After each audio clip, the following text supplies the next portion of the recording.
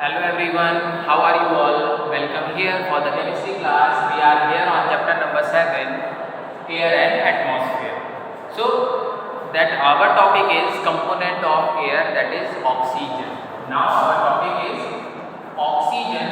Today we are going to study about the use of oxygen in different reactions.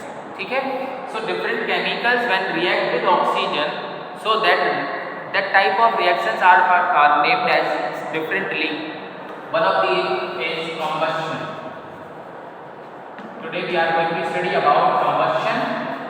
Another one is respiration. So students, now go through what is combustion. ठीक है? So combustion simply it is a burning of fuel. It is a burning of fuel. Everyone knows that जब भी कोई चीज़ हम paper जलाते हैं, कोई मोमबत्ती जलाते हैं, कोई wood, charcoal, coal, so all these things, when we burn something, what we do the combustion, one thing. And what is respiration? Respiration is what internal in cellular respiration, what we do, we breathe in oxygen. जब हम oxygen को breathe in करते हैं, हम सांस लेते हैं, वो oxygen and whatever the amount of food we have eaten, after digestion वो convert हो जाता है ग्लूकोज में. That glucose और वो जो ऑक्सीजन हमने breathe की है, so glucose प्लस ऑक्सीजन, ये कहाँ से आया? फूड से आया. फूड से आया, हमने जो फूड खाया था आफ्टर डाइजेशन कन्वर्ट हो गया किसमें? ग्लूकोज में. और ये ऑक्सीजन कहाँ से आई? जो हमने ब्रीदिंग की है, ब्रीद इन, हमने जो सांस अंदर ली है उसमें ऑक्सीजन हमने यूज किया. एंड दिस ग्लूकोज और ऑक्सीजन का रिएक्शन कहलाता है respiration. So oxygen is used to oxidise the glucose. Oxygen is used, this oxygen is used to oxidize the glucose. ठीक है? क्योंकि ऑक्सीडेशन एक वर्ड है, ऑक्सीडेशन. ओके, इसका मतलब हुआ कि किसी सबस्टेंस के साथ अगर ऑक्सीजन का रिएक्शन होता है, that reaction is called oxidation. इसका मतलब सीधा सीधा है कि हमने ग्लूकोज को क्या कर दिया? ऑक्सीडेशन में, अंडर ऑक्सीडेशन है, ये ऑक्सीडाइज हो गया. So when this oxygen is used to oxidize the glucose, it will form कुछ नया substance बनाएगा, क्योंकि chemical reaction है, कुछ बनेगा नहीं. ठीक है? So here it is again from oxygen.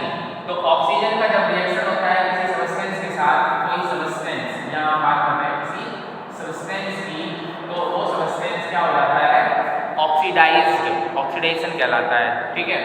So here it is, combustion is also an oxidation, respiration is also an oxidation. Oxidation तो है क्योंकि ऑक्सीजन से रिएक्शन हो रहा है, that means what? Oxidation. Clear है? अब हम बात करते हैं combustion of burning of fuel. combustion या burning of fuel.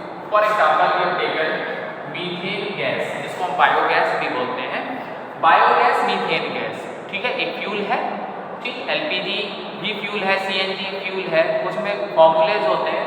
इसका फॉर्मूला सबसे सिंपल है, तो मैंने लिखा है वैसे आपकी बुक में ACHY करके है.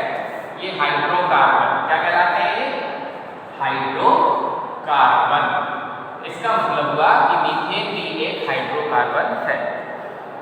अब बर्निंग होगी इन the presence of oxygen. Obviously in the presence of oxygen होती है. Oxygen is required for burning, तो बर्निंग ऑफ मीथेन. ठीक है? या फिर इसको क्या बोलेंगे? Combustion of fuel.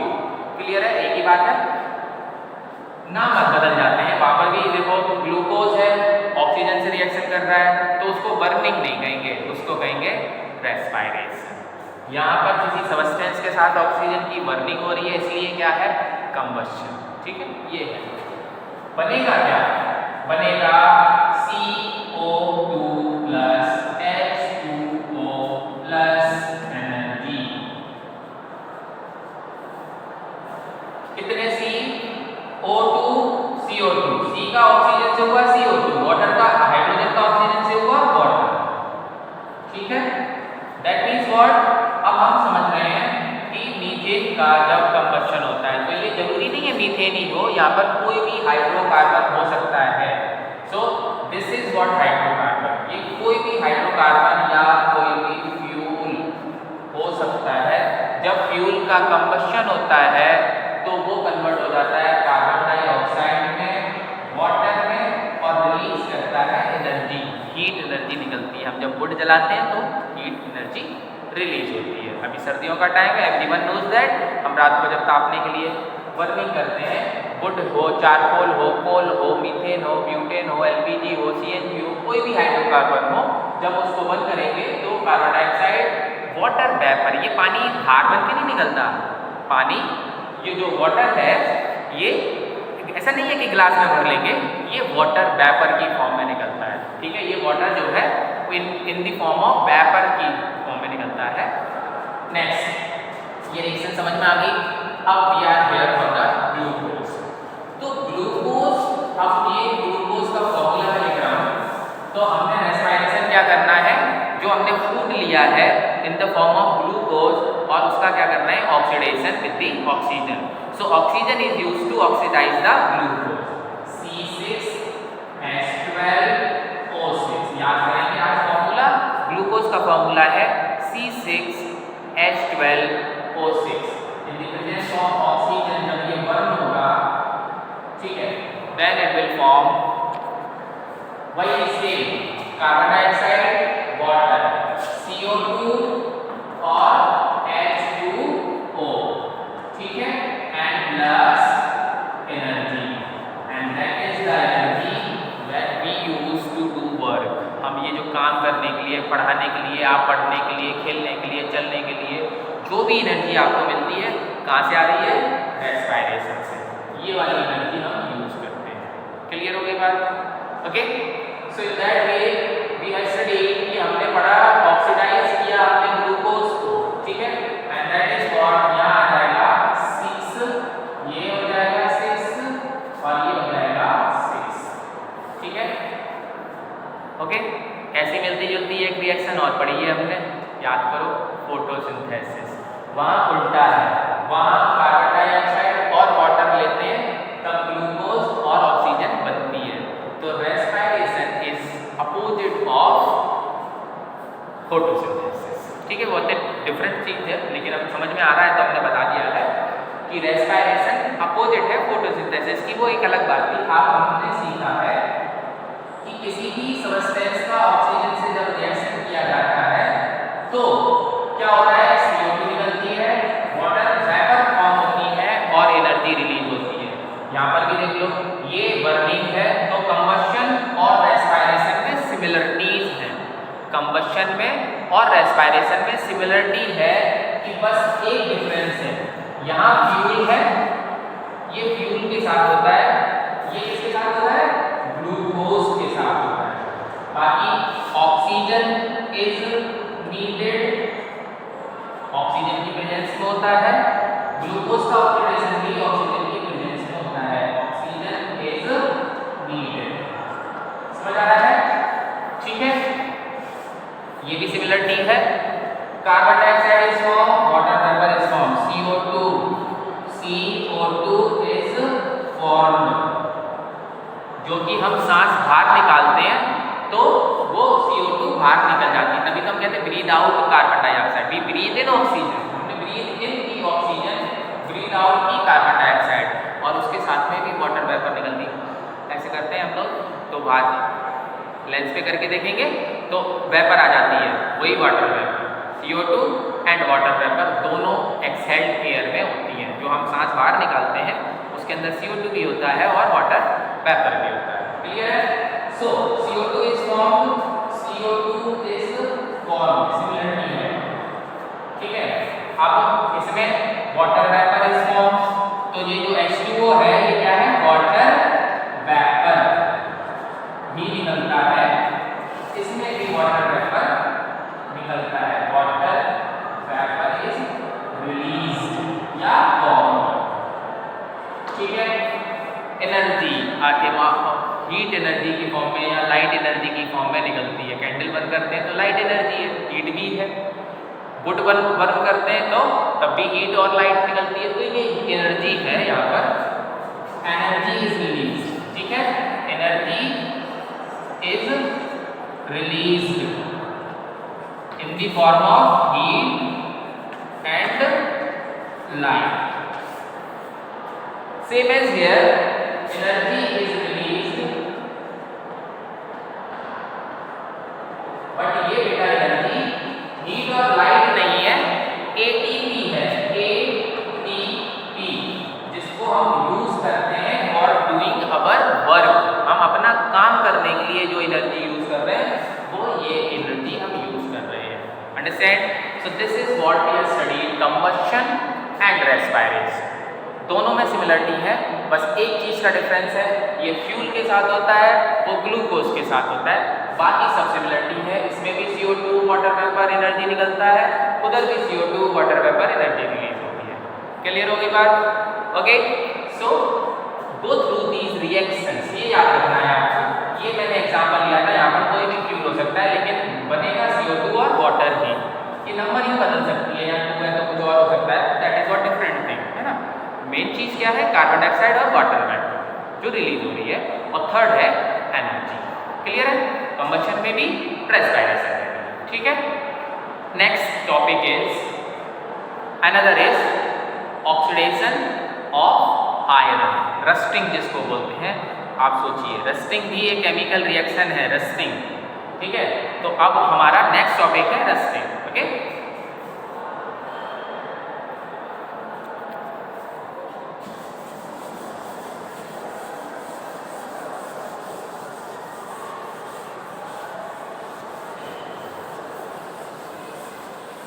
here we are for oxidation of iron. अभी हमने ऑक्सीडेशन ऑफ ग्लूकोज पढ़ा, ऑक्सीडेशन ऑफ फ्यूल पढ़ा. ठीक है. तो ऑक्सीडेशन ऑफ फ्यूल को हम क्या कह रहे थे? कंबशन. ऑक्सीडेशन ऑफ ग्लूकोज को हम क्या कह रहे थे? Respiration. Now oxidation of iron is termed as rusting. ठीक है.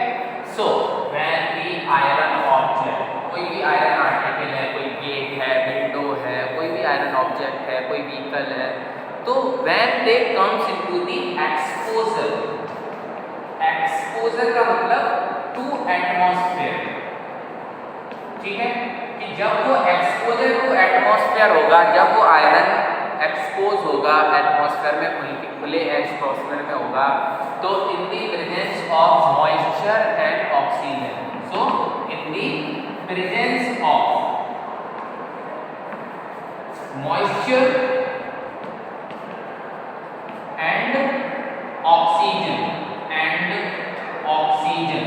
और मॉइस्चर की प्रेजेंस में क्या कर लेगा? ऑक्सीडेशन हो जाएगा उसका. ठीक है. ऑक्सीडेशन हो जाएगा एंड फॉर्म, ठीक है, forms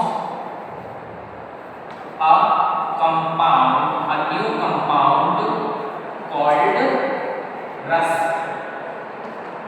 and due to the formation of rust, this whole reaction is called rusting. So what is the definition for rusting now?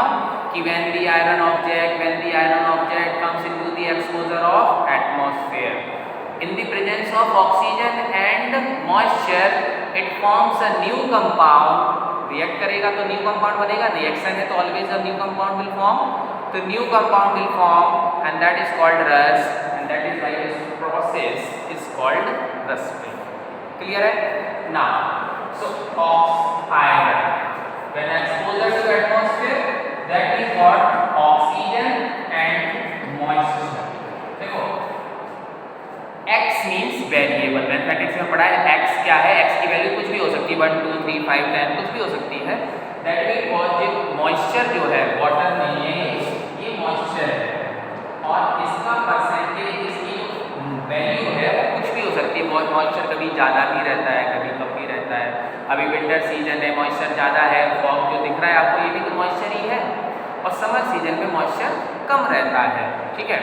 So that is what, जब आयरन ऑक्सीजन से और moisture से react करता है तो क्या बनाता है?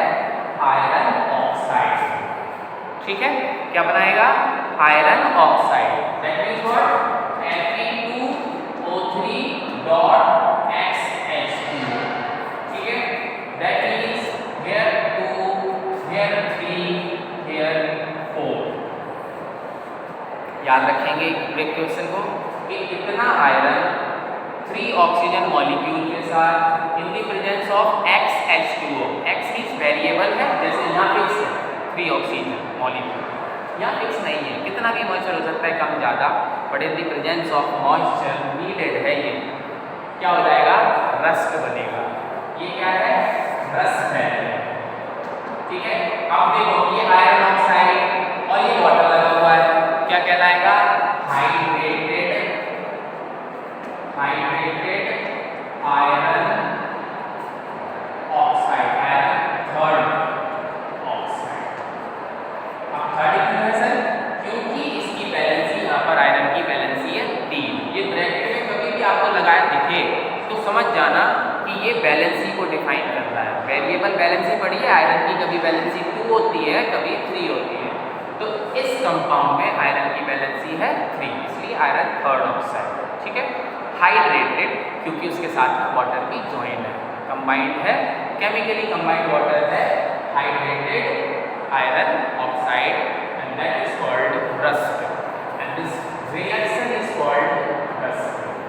तो समझ गए, when the iron exposure to atmosphere, जब भी कोई आयरन ऑब्जेक्ट, एग्जांपल है आपके गेट है, आपके विंडोज हैं, आपके आयरन आर्टिकल हैं, उसके ऊपर जंग लगे देखा है आपने, सो ऑल दीज रस्ट, जिसको हम जंग कहते हैं हिंदी में, जंग लग जाती है, ये रस्ट है।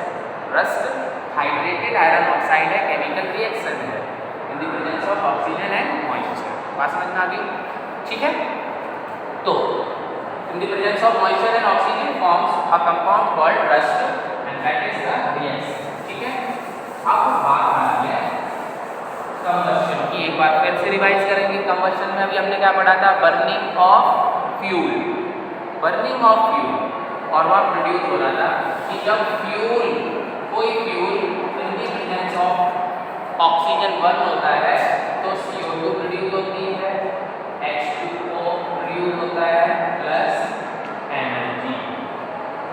एनर्जी को यहाँ पर भी प्रोड्यूस होगी तो एक स्मॉल अमाउंट, वो यूजफुल नहीं है, रिलीज हो जाती है एटमॉस्फेयर में, ठीक है। The basic difference between combustion, ये क्या है, कंबशन, और ये क्या है, रस्टिंग।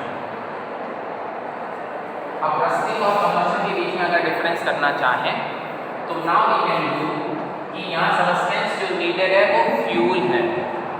कंबशन में किसका कंबशन होता है, फ्यूल का। यहाँ रस्टिंग किसकी हो रही है, आयरन की। क्लियर होगी बात। Oxygen, oxygen is required, oxygen is required, जरूरी है, दोनों ही केस में जरूरी है। डिफरेंस कहाँ है, यहाँ मॉइस्चर की कोई इंपॉर्टेंस नहीं है, but here the moisture is essential. अगर मॉइस्चर नहीं होगा तो रस्ट नहीं बनेगी, मतलब जो रस्टिंग है in the presence of both. अगर मॉइस्चर नहीं है, सिर्फ ऑक्सीजन है, तब भी आयरन में जंग नहीं लगेगी, रस्ट नहीं बनेगी। क्लियर होगी बात। सो वाटर वेपर,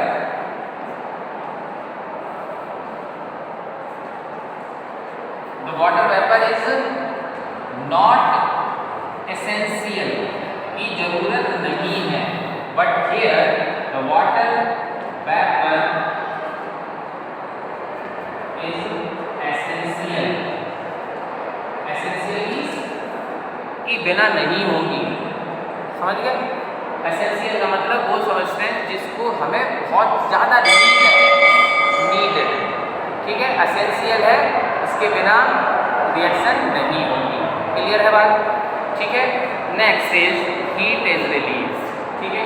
अब इसमें क्या हुआ, वाटर वेपर प्रोड्यूस हो रही है, ऑक्सीजन जो है वो, water vapour is not essential, यहाँ पर वाटर वेपर की कोई एसेंशियलिटी नहीं है, यहाँ वाटर वेपर की एसेंशियलिटी है, ठीक है।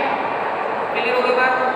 अब यहाँ समझेंगे कि ये कार्बन डाइऑक्साइड प्रोड्यूस हो रही है, यहाँ पर कार्बन का ऑक्साइड प्रोड्यूस हो रहा है, यहाँ आयरन का oxide, carbon oxide iron oxide. Clear हो गई बात। So oxides of carbon and hydrogen is produce, यहाँ है oxide of iron is produce. So heat